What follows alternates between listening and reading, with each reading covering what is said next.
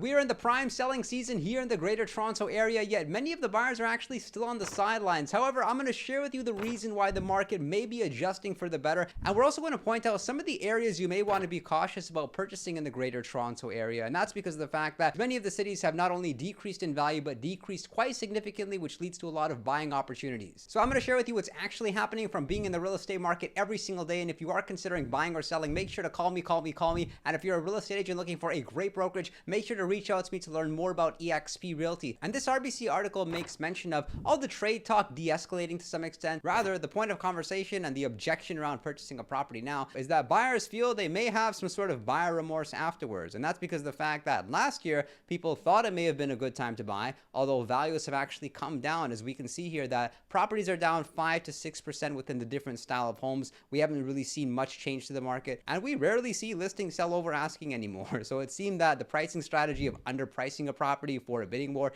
isn't working in this market, and sellers are opting with the more traditional pricing strategy where they list the property and they leave a little bit of room for negotiation, understanding that most likely their listing is going to sell between 96 to 98% of their asking price. And for the second consecutive month, we have seen an increase in sales. However, this is as to be expected. Usually the months of April, May, June, we see more transactions than the previous months. The reason that there's more negative headlines versus positive headlines is because of the fact that while the number of sales has increased, the number of listings, it's increased at a far more accelerated fashion, and we currently have over 30,000 active listings on the market. And I'm commonly asked, Michael, why are so many people selling their homes in this market when the market is so bad? And the answer is because a lot of people can't afford to hold on to their property. It's not as if people are selling their home to get into the dream property that they want to be in, or they want to upsize, or they want to buy an investment property with that money. And it's likely due to some sort of financial stress. Maybe it's the fact that life happens. People unfortunately pass away, people get married, people have kids, and their current property isn't currently meeting their needs. And let's not forget about the fact that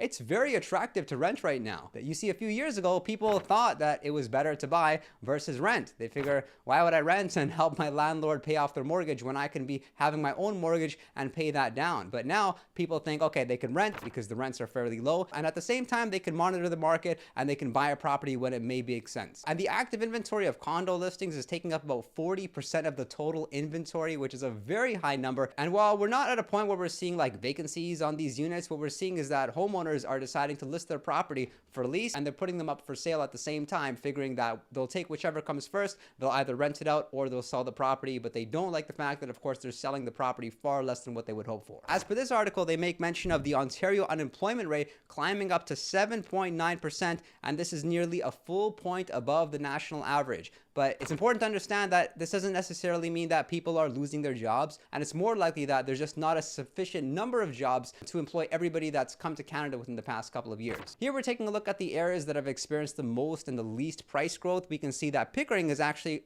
increased in price over the past year by 3.9%. Halton Hills has gone up. Most areas, they haven't really changed too much, but some of the areas which have actually decreased in value would be Caledon, King, and Uxbridge. And that's what we're seeing, especially those areas that are slightly outside of the Greater Toronto area, or especially the cottage areas. Those values have really decreased in value. And some of the areas that are selling the fastest include Ajax in only 19 days, Newmarket in 20 days, and Pickering again in 21 days. Although if you're considering selling your home, make sure to work with the best so I can ensure that your property is sold for the most amount of money in the least amount of time with the least amount of stress. Let me take on that stress for you, and you can call me. And if you're a real estate agent looking for a great brokerage, make sure to reach out to me to learn more about eXp Realty, and I really appreciate your support, and I look forward to seeing you next time.